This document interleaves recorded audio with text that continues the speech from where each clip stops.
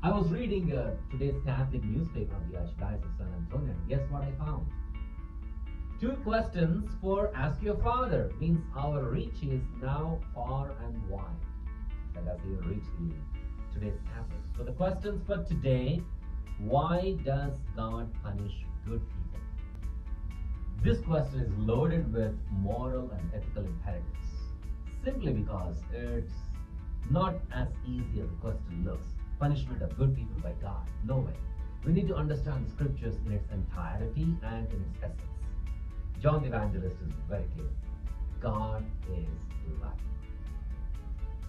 The punishment, which might look as something imposed upon us, is not simply God is assigning a particular punishment to a particular person or a group of people on a given frequency.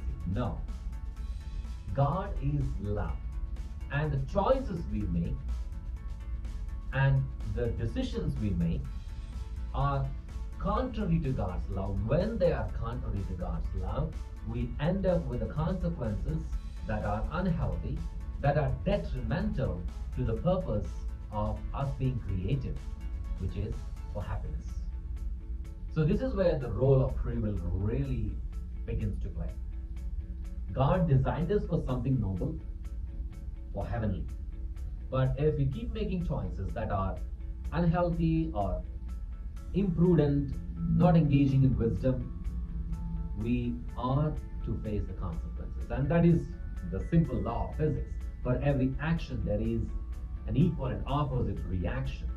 That is not only real in the world of physics, but is also real in the world of conscience and sin.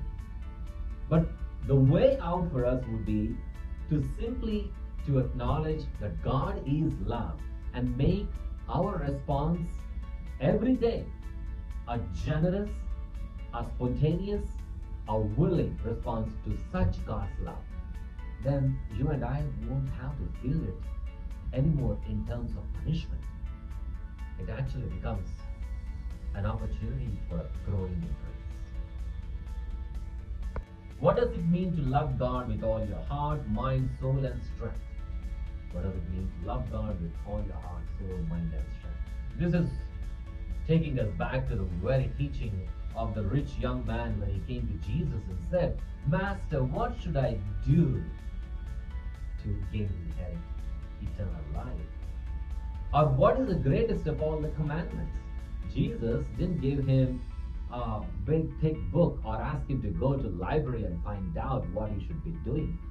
Jesus simply took him back to the very source of the knowledge from which he had asked the question, which is the Torah, the law of Moses, which states categorically that human beings are wired for love. We're all created, we're all born into this world with certain DNA that distinguishes each person from the other person, that gives each person that unique identity and status. But that's in the biological sense.